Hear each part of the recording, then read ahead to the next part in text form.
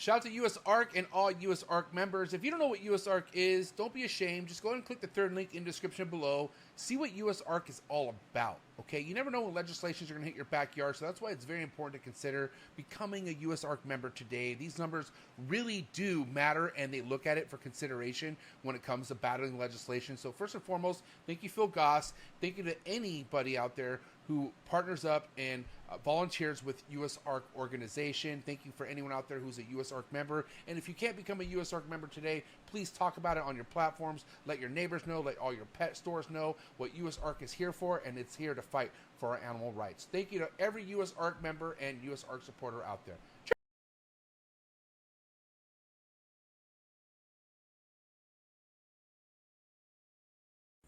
Good.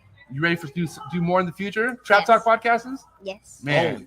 Only Trap Talk. Exclusive. Yes. Exclusive. Oh. So stop calling us. Rub the spot, get the club to pop. When I come up with the crop, God love it or not. I'm hot from the hop to the rub the spot, get the club to pop. When I come up with the rub the spot, get the club to pop. When I come up with the rub the spot, get the club to pop. When I come up with the rub the spot, get the club to pop. When I come up with everybody, we do it. Everybody, we do it. Do it.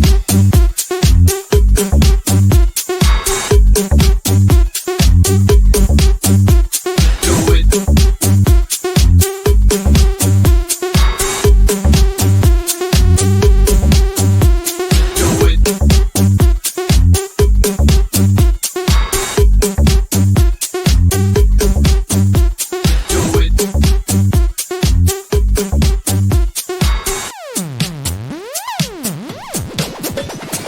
Rub the spot, get the club to pop. When I come up, rub the spot, get the club to pop. When I come up, rub the spot, get the club to pop. When I come up, rub the spot, get the club to pop. When I come up. And we are live, episode 656 on the Tree Tuesdays. We are back with the mayor, Bill Stiegel, and of course with us, not Marshall, Alex Warren. But welcome back, Bill. What's good, buddy? Man, it seems like it's been forever, and I think it has been forever. I think 4 weeks. It's been a while. 4 weeks. Boy, time flies when you're having fun. Yeah, and it looks like you had quite the time. And I will say, speaking of fun, me and Alex had a lot of fun at Trapfest. I know. I'm ready to hear about your fun. I know all about my fun. Yeah, I'm ready to hear about your guys' fun. Yeah, there's a lot to go all around the board here on tonight's episode. But let's kind of get to how your trip went first and foremost, Bill, because you were gone not only from this podcast, obviously, but from your own collection. I mean, you have a lot going on, obviously. So overall success coming home, or what got you up? Absolutely no issues at all. Right. I've already thanked Alex many times for picking it up around here while I was gone. I'm sure the 18 days dragged on for a long time for Alex. It's a long way from me to get away. It's a long time for him to have to take over everything in here, but he did a great job. Came home to everything just the way it was when I left, which was really nice. Except 6 new babies. So, and obviously, this is the first time I feel like you took on this much at all, right, Alex? As far as Bill being gone, the amount of babies that you were looking after. Yeah, I think there's about 40 babies over there, with 6 in the egg whenever he left, and also including all the sub-adults and adults and everything. So, it wasn't really too bad. You kind of just treat everything how you treat your own collection. So, if something needs to be cleaned or fed, then you clean or feed it. It's not too bad.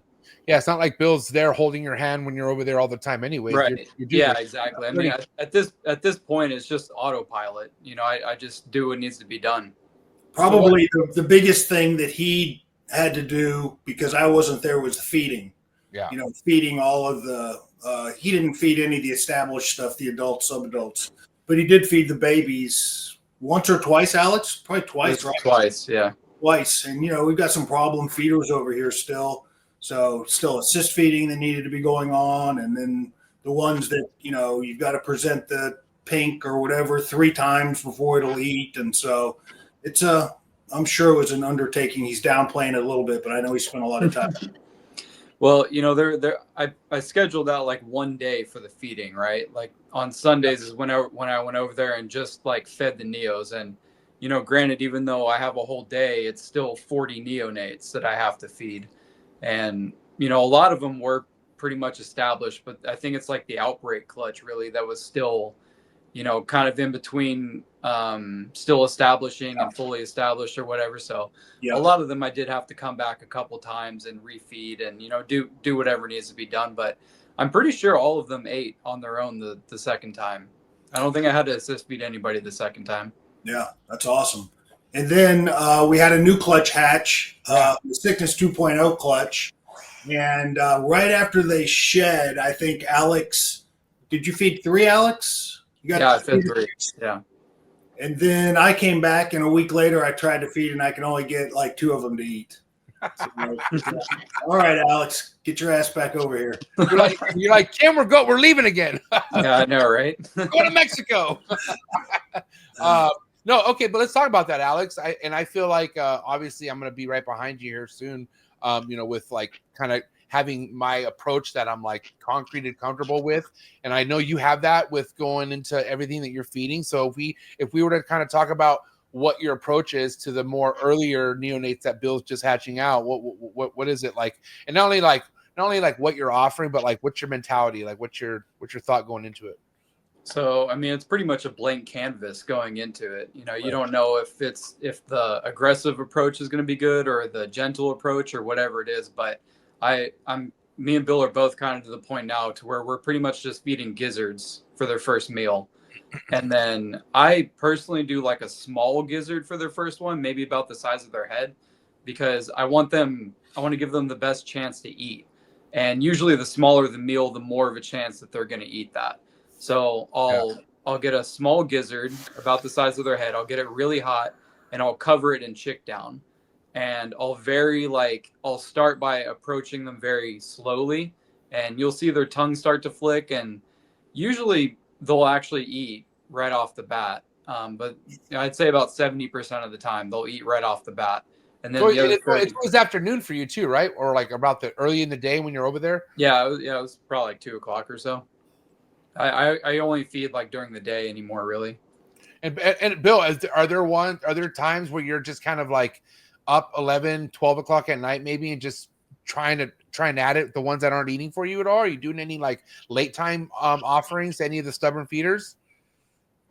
No, I that's really not kind of in my toolbox. I mean, I just have found that it just hasn't been necessary to do it. Worst case scenario, I'd rather just, instead of get up at 11 o'clock or midnight and try to offer it, I'll just assist feed it until it's ready to eat on its own. And, knock on wood, that's been a pretty successful approach. I think just the more we do this and the larger number of babies I have every year, the more quickly I am to just go to assist feeding. I just don't have the time or the patience to sit with, 10 neonates, an hour at a time every 5 days and, just try to, I don't think that's in their best interest either. I think either they're going to eat pretty readily or, they're going to get assist fed. Yeah. And so with that being said, Alex, like, did you feel like pressure kind of raising off your shoulders at a certain point when Bill was gone?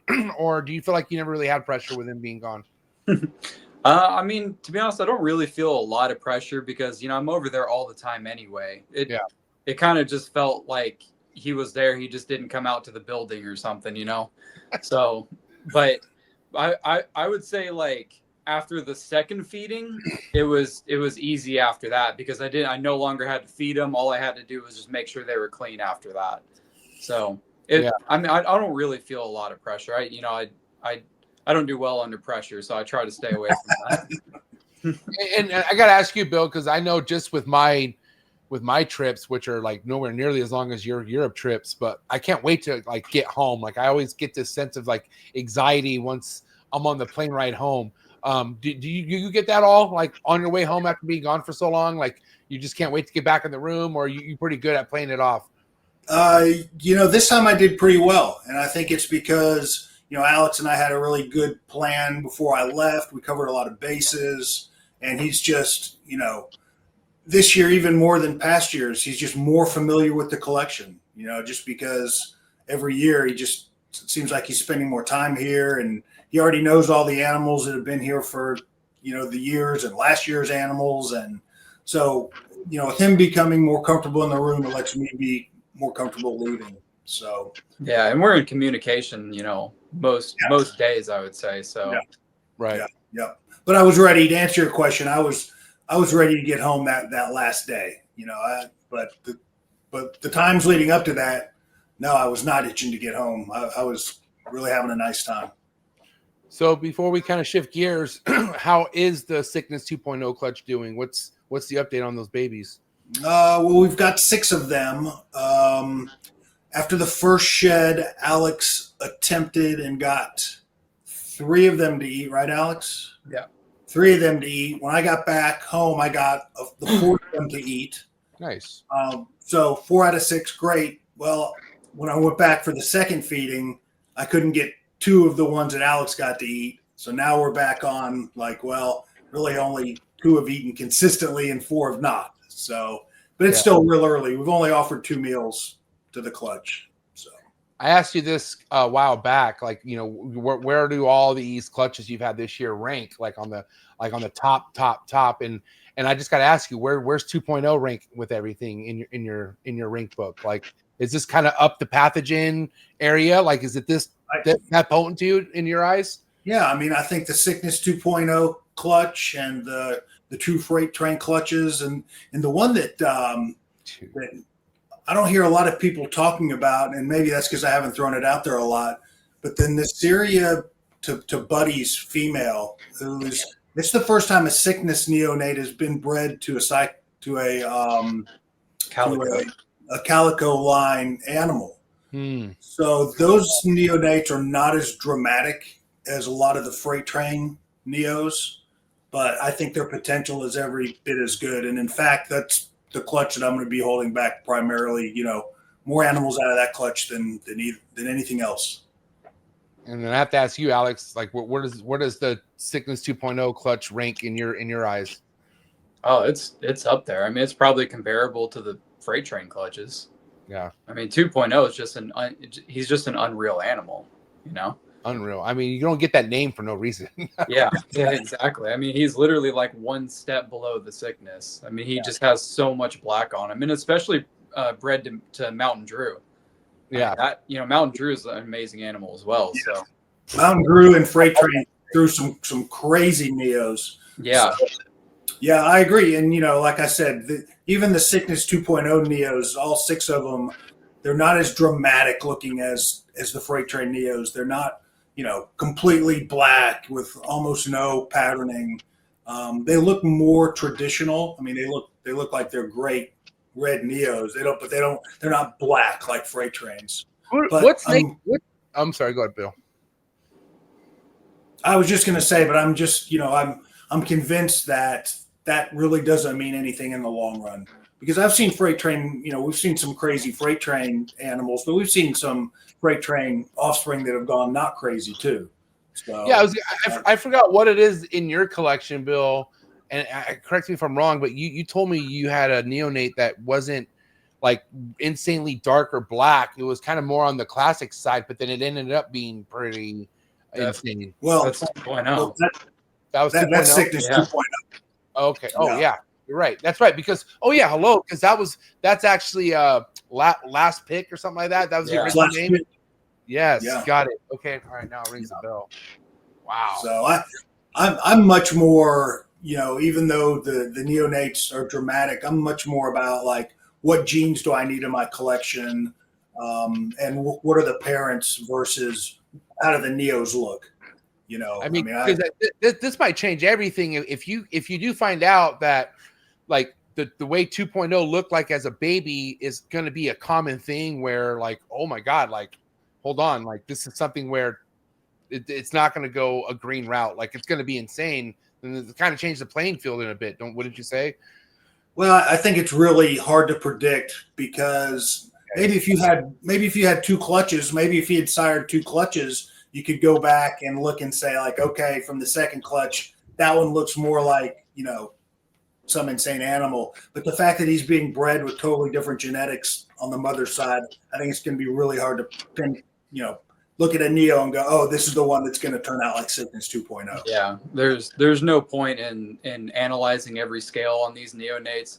You're better off putting a number from 1 through 6 in a hat, write them all on a piece of papers, and just randomly pick out a number, and whatever number that is, that's a Neo you get. Yeah.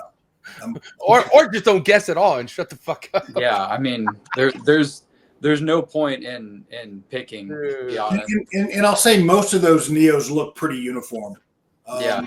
Same within the Syria buddy clutch. Most of those animals look pretty uniform. So yeah, we'll just wait and see. It's just the fun's just getting ready to get started. Yeah, man, definitely. And with that being said, that's the send-off clutch, the 2.0 of 2025 for you, right? There's oh no, hold on. Wait, no, let's talk about your not in your normal behavior to be breeding this time of year right now, Bill, but you have stuff going on. Let's talk about that real quick. Yeah, I'll do it real quick. And like you said, this is kind of outside of my normal pattern, but the summer here are actually, the spring has been really prolonged.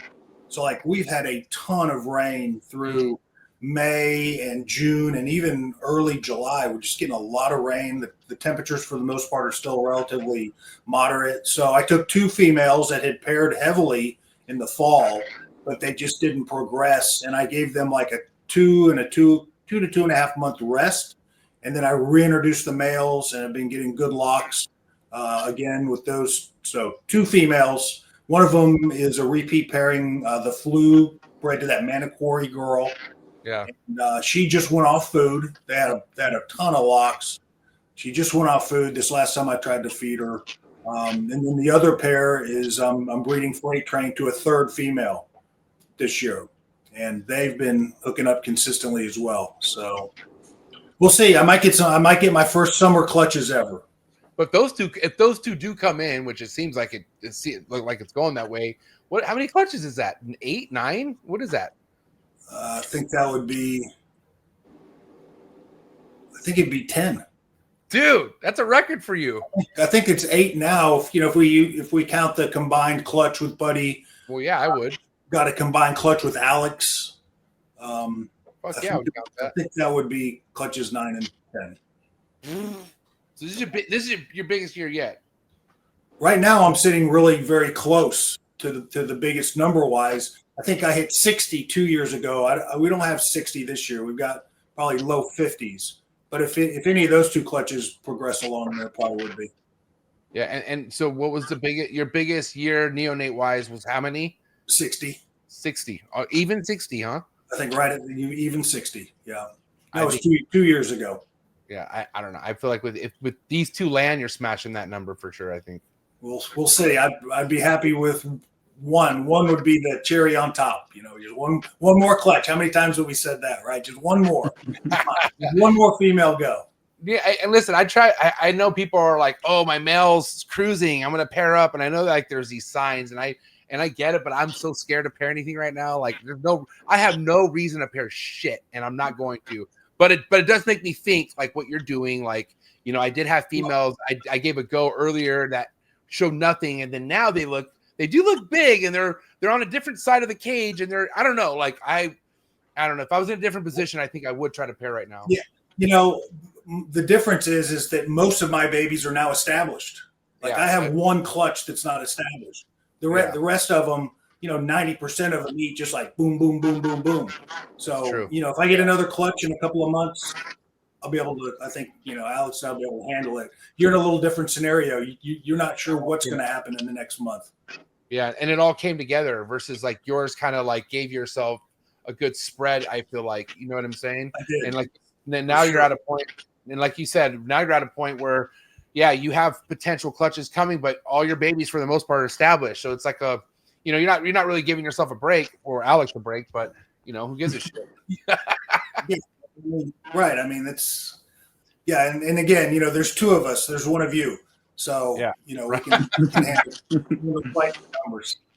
And I think me and Alex talked earlier on the phone today how important these reps are, and we both get people asking us pretty fucking hard questions to answer sometimes, because it's oh, well, what do you think of this, and do that, and it's kind of man, you got to have the fucking clutch in front of you to really understand what to do, because you can get information from every fucking podcast and every goddamn influencer or whoever's helping you out on social media, but without the actual experience, you don't really compute. You can't really connect the dots. I don't feel like.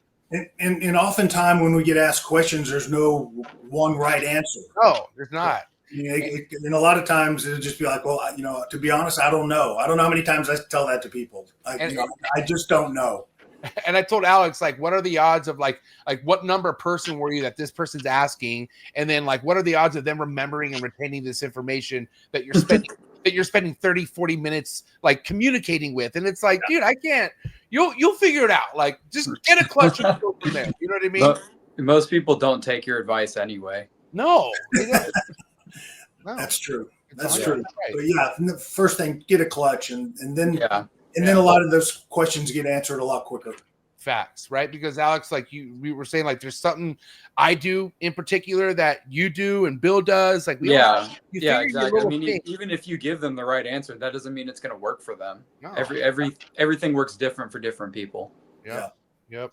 And so why don't we get to what's going on with you right now, Alex? Because you're also pairing currently, and I remember you kind of acted the season was kind of shut off for you last time we talked, but that's not the case. So let's kind of catch up to speed. What's going on with you with what's happening in your collection? Yeah, I guess I've always had, I've had 3 clutches to this point, and they've all been at weird times of the year. I got one in November, one in December, and one in May or June or something like that.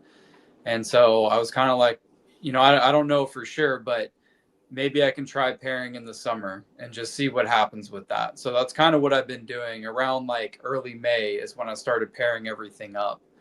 And it's been going well. I mean, almost everybody has locked multiple females. And so I've got 5 different pairings going, and it's progressing along really well. The females seem to be doing what they need to do, and the males are doing what they need to do, and everything's going good. So we'll see what happens. And Bill, do you plan on doing this again next year if the weather is what it is? Are you going to breed later on in the spring and going into summer again next year if you have to? I'll just have to wait and see. This year was been obviously a really heavy year for me, so I'm going to have to see how females recover. If I were to have 10 females go, I mean that's the vast majority of my adult breeding females. So unlikely that I'd be able to pair everybody back to back again, and so I anticipate having a lot fewer clutches next year than this year.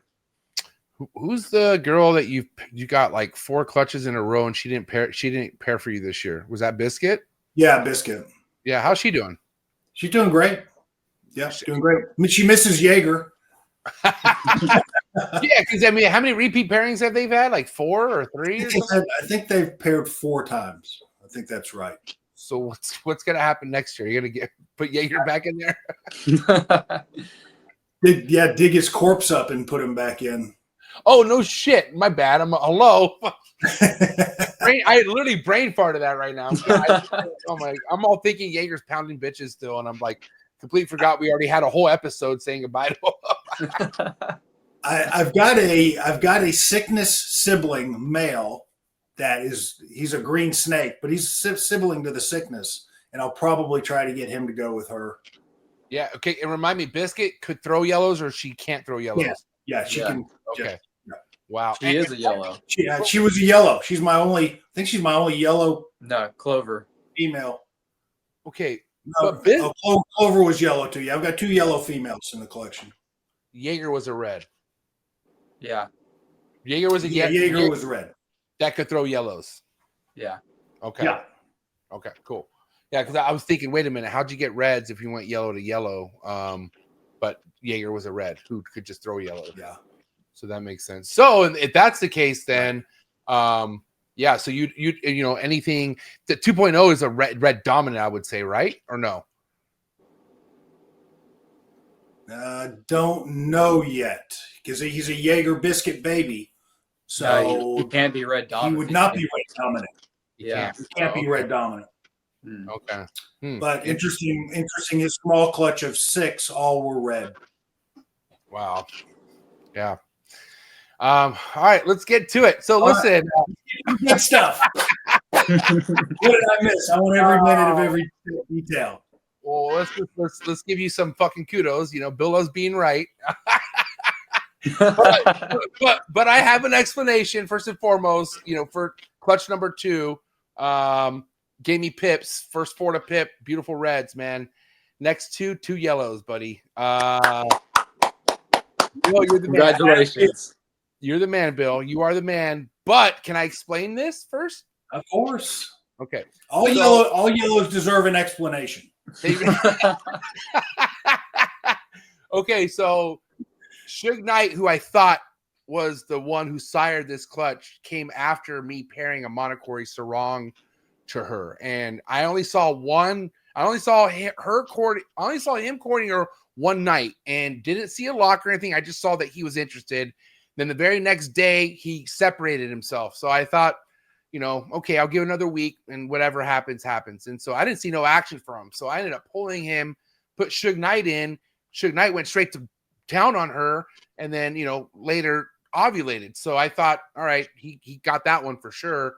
But these are outcrosses. These aren't pure BX. That original male that I put in with her somehow slipped it in, and his sperm got that job done over Suge Knight's from either that or it's a dual sire clutch from Patrick was telling me. Okay. So I didn't know, dude. That's kind of like, but it doesn't matter. It is what it is. It's you know the odds and you know the gods, and it happened. So well, I'm cool with it. It's cool. It's cool. Listen, it is what it is. I'm not going to say I feel sorry for you or sorry, but shit, man, it's gonna be an awesome clutch. Yeah, you know, it was a shock, you know, but you know, this kind of like name of the game. I'm gonna have a lot more other shocking things happen to me, I'm sure, with all the other stuff coming, but you know, it's still interesting and it's fun. You know, I just couldn't believe it. Because I stood there wondering like how, you know, because Suge Knight I think he's had over 4 clutches, 2 of them with the yellow neonate, which only gave red babies. So I just know he's a red dominant. Like I know so you should have saw my face, Bill. I was so confused. And then mainly like, dude, like this, you were the first person I thought about, Bill. Like the first person to pop in my mind, that face was you in my head when I saw the yellows, but it was in a fun way. You know what I mean? So yeah. So you weren't cursing me under your breath. Damn it, Bill. Put that curse on me, that yellow curse. So anyways, yeah, so that's I feel like it's a, you know, okay, whatever. I got a yellow, but I got my first outcross clutch that I've never done. I've never done outcrosses before. So that's cool, you know. That's real cool. So both of those clutches have now started to pip. No, the other one hasn't yet. So we're on we're on day 53. So that's kind of where I'm like now I'm on my next level of like stress, is because not really stress, but I have the clutch 3. I'm sorry, I'm going backwards. I'm so sorry. So clutch 2 hasn't pipped yet. Clutch 3 and clutch 2 were here, came at the same day. You know, I remember. And so clutch 3 is pipped. Clutch 3 is the one where I thought it was a pure BIAC clutch, but not the case. Sarong / Monocory to BIAC. Clutch 2, which is another pure locality, which I know for sure because I didn't pair nobody else to this girl. No pips, but they all look very dimpled. I felt the eggs to make sure they weren't hardened or anything, and they feel like good. They feel good. They feel like, you know, the way they should feel. So and you're extremely confident that this will be an all red clutch as well. No, not anymore. Not anymore. All that shit, all that confidence is out the fucking window, dude. It is destroyed. Imagine the biggest balloon like my head that just gets popped. So, but I do have hope me, because here's another thing. Like, I'm a huge believer that these really dark, melanistic, pure locality BX, I feel like they are red dominant. Like if it looks like that, that's like a stamp of a red dominant snake. And this will prove. I feel like this will help my theory if these are all red, because she's a yellow neonate. This female, and this red. This red came from Sock, which he got from Bushmaster, which was an import. So there's no history on this real black, dark looking BX that fired this clutch, you know. So I'm a huge. You're gonna know for sure. You're gonna know for sure if it's red dominant. Then if you bred it to a yellow neo female, for sure. Yeah, there's 15 eggs or something like that too. So, I mean, we'll know for sure with that. But you know, also I do want to say though that clutch that threw me off, it's still kind of odd that I only got 2 yellow neonates out of 12 eggs, like 12 reds and 10 reds and two yellows. That's kind of weird. Wow. That's kind of why it sounds like a dual sired clutch, because you would have gotten they would have been 50-50 if it was that cross or whatever. You know, it's interesting. Jaeger Biscuit, through all the clutches that they had together, they always had more red than yellows. Yeah. Which you would think it would be 50-50. So sometimes there'd be more yellow in the clutches than red, but every single clutch was more red than yellow. And remember, in that particular pairing, all of the yellows were blaze. Every single Jaeger Biscuit yellow baby was at some form either mild to extreme, blaze red in it. So just interesting stuff. What do you guys think of this argument? Blaze yellows shouldn't be considered yellow neonates. They should be considered red neonates. No, they're yellows, because once they go through OCC, they look just like a yellow neonate did. And they produce all yellows if you breed them together. That's true. Okay, so there's no argument there. It is a yellow neonate. Yeah, yellow. Okay. Damn, that had me thinking. I'm not gonna lie. Who was that? I don't want to throw him under the bus, but somebody got me that. He told me that, and I'm like, really? I was like, I started shopping blazes. It sounds like a late night trap fest discussion. Yeah, that's like substances have been shared. Yeah, you're like 8 beers deep, and you're like, nah, man, like blaze yellows are the way to go. Super blazes. Yeah, super blazes. So okay, so first and foremost, Alex, I do know what made Trapfest a fun time for you was the fact that you knew everything was taken care of at Bill's, right? And I feel like that, if any kind of pressure, maybe was like, damn, I got to make sure this shit's straight before I leave. And that was a good feeling. I'm assuming. Oh yeah, I got on the plane and I had no worries about it. The timing was great because when he left, I was home the next day. Yeah. So the timing was perfect. Yep. And the weather was perfect, Bill. I will tell you that. Alex, why don't you break down for Bill your experience at Trapfest, flying in and everything we did? Yeah, dude, Trapfest was so much fun, dude. It's so nice, getting to see everybody or getting to meet new people that you talk to on the internet and stuff.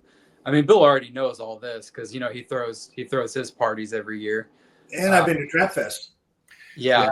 But okay, Alex, remember there was a moment where like it was popping off so bad, like in a good way, where we ran into each other and we're like, dude, imagine if Bill was fucking here right now.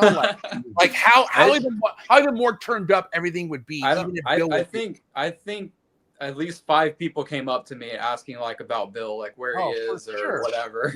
Yeah, my dad was bummed. My dad thought you were Yeah. Your dad and me, we bonded, man. Last time I was out there. Oh, guess who he bonded with? Fucking, they were like this the whole night. Him and Marshall. Was that right? I can see that. I was almost trying to avoid my dad meeting Marshall because I was scared. Dude, it's something about how Marshall's beliefs, but he likes people like us. I don't know what it is, but he's drawn to our like personalities and like even though he probably votes differently, he fucking loves us, because I could tell, because afterward he's like, dude, I fucking love your dad, and I'm like, I didn't see that coming, so I was like, fuck, dude. We leave politics. We drop that at the door before Trapfest or the party over here, right? Oh yeah, I mean it's not even a thing. It's if anything, it's fun just to fucking give ourselves shits about like But add that to the list of the stuff that we bust each other. Exactly. And Marshall takes it well and he dishes it out well. That's what's so fun. He really does, dude. But yeah, and then I took Alex to the beach. He got to see some sea lions, and I saw that. Yeah, that was really cool. When was that? Was that Saturday? No, that was Sunday. It was just before we left. Yeah, it was kind of a good thing Alex left later in the day because we got to go to the beach and actually like not have to worry about reptile related shit. It was just hang out at the beach, go eat. He finally ate a California burrito. That was Lily's spot. I thought it was okay, but what was your take on the California burrito? It was good. Tell me, dude. I mean, would you order it again or probably not? I mean, I would order it again. Like, I'm not a picky person, but I would like to try a lot of different Cali Mex food. There's a lot. There is a lot. Yeah. So did you guys go to an expo after Trapfest? Yeah, we went to Pomona. That really surprised me because that wasn't just a reptile expo. They had like 3 different buildings, one for like fish, one for birds, and one for reptiles, and that was really cool. I wasn't expecting that. It was the LA Pet Fair. So yeah, Rami once a year now throws a show that has 3 buildings, and it's reptiles, aquatics, and birds, and there's a bunch of plants outside. Yeah, I'm not gonna lie, the birds were way cooler than anything else there. Yeah, is that right? Yeah, like because they were all out. Like you could just go up and pet them and stuff like that. It was really cool. Except the ones that were shaking. Dude, like we look like fucking like saints compared to the bird people, like us reptile people. That's scary. Yeah, but it's also like, man, like it's, I don't know. It's, like Alex said, there were some crazy looking birds. I felt like what really impressed me, all 3 buildings were the fucking cool birds that I saw. Yeah, the birds were really cool. The people selling them were a little on the sketchy side, but the birds were really cool. I was like, I didn't see not one white vendor at the bird. There was not. All Hispanics, all Filipinos. They all kind of look like cartel members or something. All I heard was Spanish conversations going everywhere. I was like, where am I? I thought there'd be Asian, like a lot of Asian bird dealers and shit. But there's Filipinos, but the Filipinos like were speaking Mexican, and so it was like I was really thrown off, and I was like, wow. But I feel like it was a lot of LA people. That's why. Like I feel like the vendors there were like all local, and like some of them look like straight like ranchero like farmers. They look like farmers over there, bro. Like so, which makes sense. I guess you keep birds on a farm, but yeah, I don't know. It was pretty impressive. There were some cool fish there as well. I will say that. I tried to go in the fish building, but Anna didn't want to go in the fish building. She said fish are stupid, so I didn't really get to go in there. Wow. I know. Anna had fun though, huh? Do what? Anna had fun. Oh yeah, she had a lot of fun. She had a blast, dude. She thought it was great. Did you guys go to that expo for the day? You just went for the day and came back? It was the quickest reptile super show visit I've ever done in my entire life. Yeah. It wasn't only because like, I knew how much like, I knew how many people were in town, and I just like, I don't know. I just felt like there was so much I had to get back and do. Well, MJ, didn't you vend one of the Trapfests? Yeah. Trapfest, and then you vended after that? Last year, it was like suicide. There's no way I could do it. I'll never do it again. Yeah, there's no way. Yeah, no, it wouldn't have been last year. It would have been the year before, because I missed last year too, didn't I? So it was the last 2 years I did that. So I did it last June, which was harder than the year you came, because you came to 2 Trap Fests. You came to Trap Fest, the original house. That's right. Which I feel like nothing's ever topped. Rager wise, nothing's ever topped that Trap Fest, because I stayed up in my kitchen with Brandon Wheeler and I forgot who else till like 7 a.m. That Trap Fest was nuts. And then I had a bend that weekend. So that was wild. And so yeah, now I just realized like there's no way I can enjoy throwing a huge party for people. Like imagine Bill, imagine your party, and then you go vent NARBC after that. Like, I cannot imagine that. I can even go to the NARBC. Oh, no. I was right. That's another thing, because I threw it on a Friday. Which, listen, if anyone out there who is, because I had people thrown off. I had a lot of people who were expecting me to throw Trapfest on a Thursday like I normally You always do. Yeah, but they were like, wait a minute, it's on a Friday. Like I have to set up. And I was like, dude, my bad. And so I had some people that just couldn't make it, unfortunately, because it was on a Friday. Yeah. But even throwing it on a Friday and just being wiped out, I didn't drink at all either, Bill. So like I was still wiped out. Like I was completely wiped out from that whole night. And that was another reason too. Like I just my knee was fucking giving me issues, just tired and entertaining as you do really well, Bill. You never act tired, Bill. I don't know. Fuck, goddamn, I don't know how Bill does it. But Bill never seems like he's tired of me. Like he doesn't ever seem like get the fuck out of here already, MJ. Like I don't know if I leave in perfect timing, but I just don't ever see him annoyed with company. You know what I mean? I don't know. 1 o'clock comes around my place and say, y'all don't have to leave, and I'm going to bed. But by that time, it's usually a pretty small crowd, and you've already passed out. And I've already had my Whataburger that I secretly got from fucking. Yeah, I think last time my party you went to bed at 9:30. Yeah, you did. No. That was the year before. I stayed up pretty late. That's right.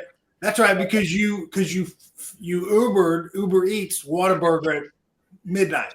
Yes, it was. Yeah, it was pretty late. It was like by the time I got done eating, it was like 1 a.m. So I was proud of myself with that. Yeah, you're right. It was the year before. The year before, I think it was the heat. I don't know what it was, but I was fucking. I think it was like my first time traveling after having a kid or something. I think Leo was just born, and I was just like, oh, my sleep was off. Everything was fucked. I'll never forget. That was brutal, but. Yeah, the last trip was great. Which let's say I cannot wait, dude. Like I love Trapfest, but I'm so glad it's over. Like it's fucking gone. It's done with. And next year we'll talk later. But now it's Bill's time, and I can't fucking wait for September, dude. I'm actually not. I'm saying fuck traveling. I'm not doing nothing in August, unfortunately, because how much my plate's gonna be full, and I don't want nothing to go wrong. I'm not traveling anything till your party, and that's my final decision on that. So. Right around the corner. It's like, what, 7 weeks, I think? Yeah, first week of September, right? So it's 2 months. It's September 5th.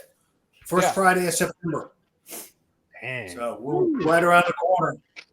Okay, how's that guest list looking, Bill?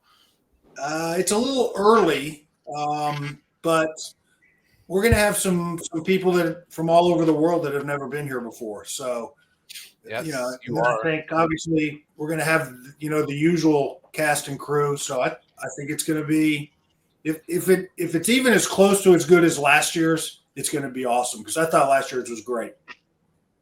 How do you feel about it, Alex? Oh, I'm always super excited for those parties. They're always so much fun because they're right here. I don't have to go anywhere, and people will come over to my house and we'll go over to Bill's and just hang out there for the rest of the night, and it's a lot of fun. I always love it. Sal flies in, he stays with me for 2 weeks. So yeah. And hey, listen, I want to say, Sal, you were definitely thought about and missed at Trapfest as well, buddy. So Sal was but I'm looking forward to seeing Sal at Bill's for sure. That's definitely a face I love seeing when it comes to Bill's party time for sure. Yeah, I miss him. I'm ready to see him again. What was I gonna say? I was gonna say something else about your party. I don't know. I forgot what I was gonna say. Anyways, I want to ask you this though, Bill. I think at some point, do you feel like do you feel like vending anything with your chondros would ever be a possibility before you leave this hobby? Like something like Rico did. Man, I don't know. I've thought about it. Hold on, Bill, what if it was you, Alex, Marshall, me, Gary? What if it was a legit group of us that were down to do this and we all got together like Marshall used to back in the day? I mean, I think it'd be an awesome concept. In fact, Mark and Patrick and I talked about, doing that kind of because, Dallas obviously is in our backyard. Yeah. To try to do that. The problem is that I just, to commit to a table and then not have anything available, and I'm not going to not sell stuff because I want to bring it to an expo. It's just, I would love in the future, to have enough production where I could go and vend because I think it'd be fun. I've actually vended before. I vended the Arlington NRBC. I think, MJ, you may have been there for that long time ago when I lived in my old house. I brought chondros there. No, I don't. I haven't been to that any. I wasn't going to any RBCs yet because that was 2017, 2018. Yeah, probably right around there. It was pre-COVID, that's for sure. Yeah, I didn't go to my first in Arlington until 2019, I think, or 2020. Okay. So that was after you had already moved over. Because I remember that was my first time going to Arlington. I went to your house. Yeah. You and Kim picked me up and we went to dinner. Yeah. Well, I have vended chondros there. In fact, Bob Vu is there, and I tried to sell Bob Vu a chondro, and so yeah, I've vended with chondros at one show, one expo, and it was fun.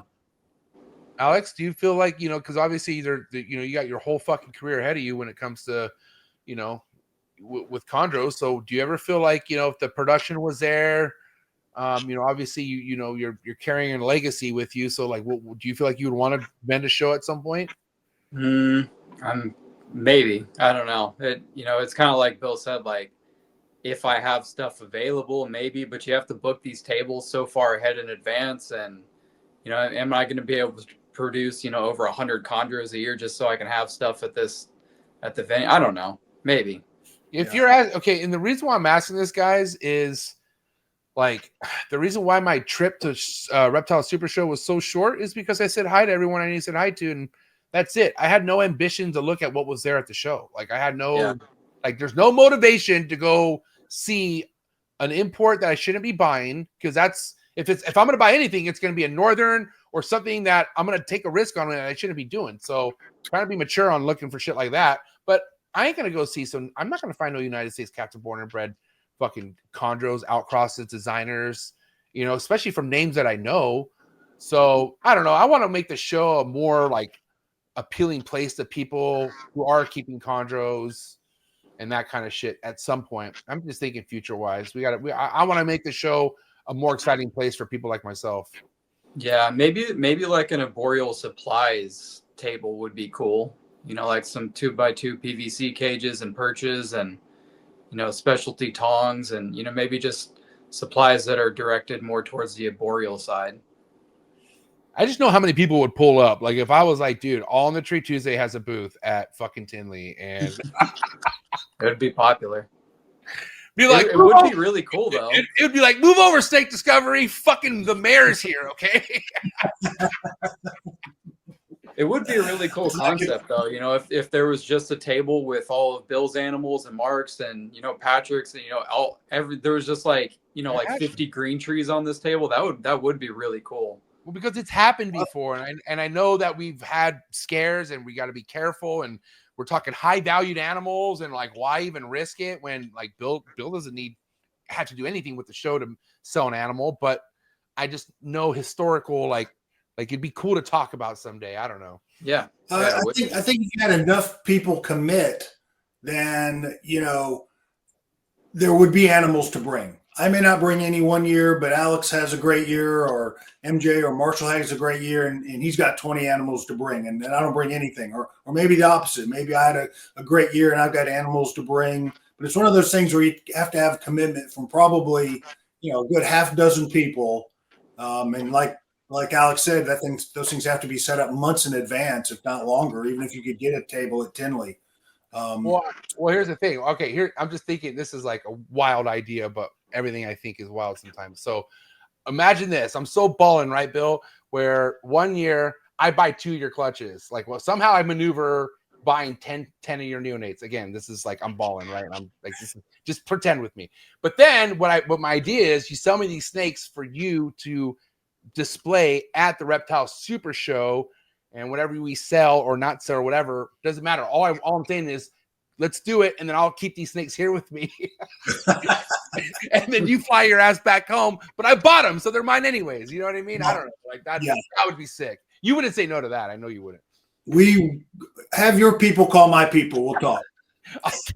Alex, I'll talk to you tomorrow morning. I don't know, but listen, I if it's one thing that and I think this is mainly what Forrest instilled in me, is like hearing all the past stories, and and obviously, Bill, you're attached to a lot of these people that started a lot of this shit that we love. You have relationships with them, and And you know, I don't know, Bill, you're not doing it. You told me 5 years ago that you're not doing this forever. You know, that you do have a life you do want to go fulfill, and you want to be able to travel without having to worry about shit. And so I know the closer we get to that, the more I'm just trying to think of like cool ideas of stuff like that.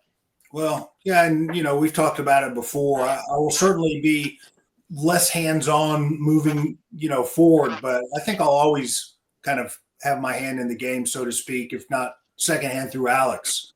You know, I'm still gonna, you know, I like being home. You know, I've got family here, and so I want to spend a good amount of time, you know, here. And if I'm here, then I can certainly be doing stuff, helping Alex or helping establishing Neos or, you know, whatever. So I don't think that I'll be completely out of it in the near future.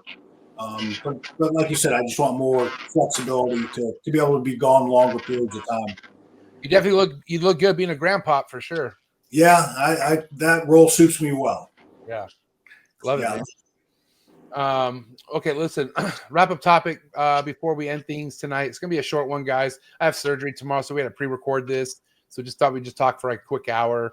But one thing that we could discuss, you know, being people that have had multiple clutches, chondro clutches, you know, I know you've talked about like there was a point in time where like day 49 was like an average thing for you, Bill. Like you would get pips day 49 like it was clockwork. Okay, but now this year that's not the case from what I understand. Like you've had some in the 50s. Or can we kind of talk about like what your experience has been with like the different times of pips that you've gotten throughout the clutches, and like what your thought process is if one pips on day 52 and then one is on day 54 and hasn't pipped yet, and do you do anything if that's the case? Yeah, I did alter things a little bit this year, but basically, you know, what it came down to is the last 3 clutches that I hatched this year, I went back to old school. So it was, you know, 87.5 all the way until the last maybe 5 to 7 days, and I cut it down to 87. So I was doing that. When I straight baked them at 87.5, it was very consistent at day 49. The last few clutches, I did decrease the attempts the last week, so I was getting really about day 51 and day 51, day 52. But before that, some of the clutches, I really lowered the temperatures down, and I think I got to like day 55, right, Alex? Yeah, there was a couple clutches that were on day 55, yeah.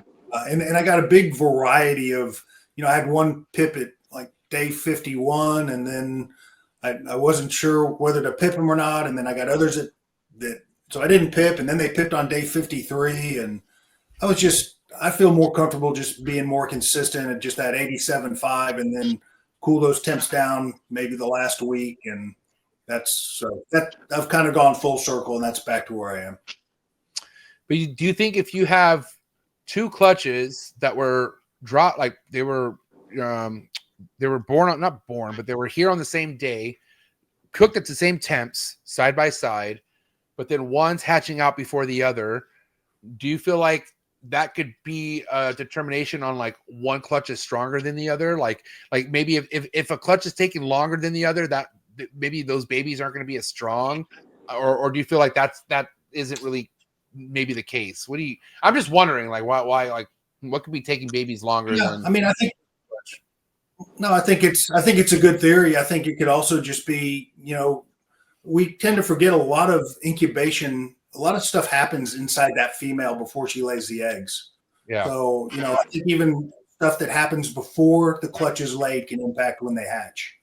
So I don't know. I think it's a good theory to think that the ones that are hatching quicker might be stronger, but I really, again, I love saying this. I have no idea. I like it when they pip, and then usually I'll give them 24 hours, and seems like the really good clutches, a lot of them have pipped in that 24-hour period, and then I'll go ahead and pip the rest.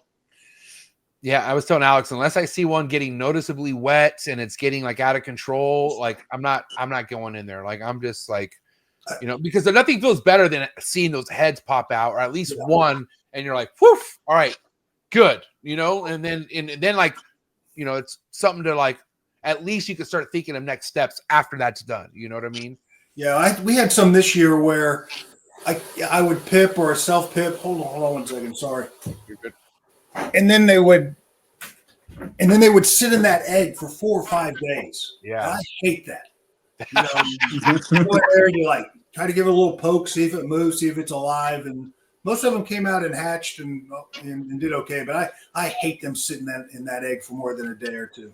I'm not gonna lie, and this is, you know, thanks to Socrates for teaching me this one, but you know, I had that clutch last year where I noticed one was entangled, and I was like, oh great. And so I had 4 other ones that were just kicking it in the egg, and I'm like, God damn it, are these fucking entangled too? And so, you know, I saw Socrates posted a video of him massaging an egg to the point where the fucking snake just dips out. And so I did that to all 3 of those eggs. I was just like, they came out. And they just came out because, you know, you're annoying them to the point where like, I'm getting the fuck out of here, which I'm not going to do this time. But I was just kind of worried.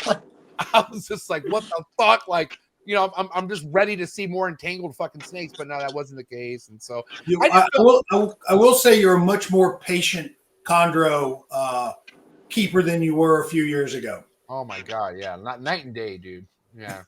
Well, because now I not that I know it all, but like there's really nothing to like, you know, because I feel like not knowing is what makes people panic. And I feel like I had a lot of like, you know, I wanted to be good at it. I wanted to be successful, but I just got in the way too much back then, like way too much, which you know, obviously you helped me a lot. And so I feel like once you just kind of let go and just be like, dude, it's going to happen. Just fucking leave it. Like once you just learn to leave it, which took me fucking forever, but it's the way to be, dude. Like just whatever it's gonna be, it's gonna be. As long as your shit's dialed in. Also, too, back then my shit was not dialed in. It's dialed in now. Back then it wasn't dialed in. So once you have confidence of it being dialed in, it's either gonna be or it's not gonna be. Nothing you can do. Absolutely. Well, good. I'm glad you're on that. I'm glad you're on that path now. Yeah, man. Yeah. Day by day. Alex, anything that you want to touch on that we were just talking about, or any closing statements, anything you want to say to the peeps before we dip? I don't know. Trapfest was really fun. Can't wait to go back. Shit was amazing. You know, good luck on your clutches on the other 4 that are about to hatch out, and we'll see if any more yellows crawl out or not. Oh, yeah. Are you going to go far as to say there's going to be a yellow in every clutch? Honestly, like I don't know. Because he does. I mean, he does have red dom males. So yeah, honestly, like this whole Suge Knight thing, it really threw a wrench into the whole like, motherfucker, just shut up. Well, you bred Suge Knight to a yellow before, twice, right? Yes, to me twice. Okay, yes. so he's for sure a red dom then. He's red. I'm telling you, there's no question, and unless the 4 times he sired 4 clutches, okay, and the only ones that are giving me confidence are the times I paired him up to Mimi.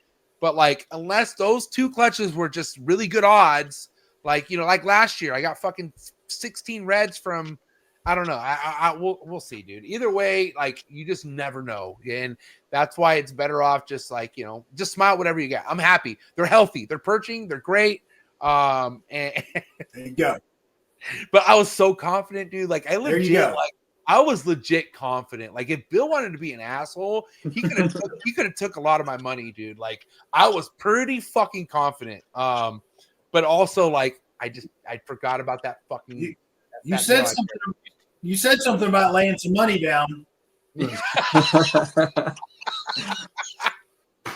Damn it! All right, Bill. Any closing statements, man? And I know we didn't have Marshall here tonight. You're Miss Marshall, but anything you like to close off with tonight, Bill?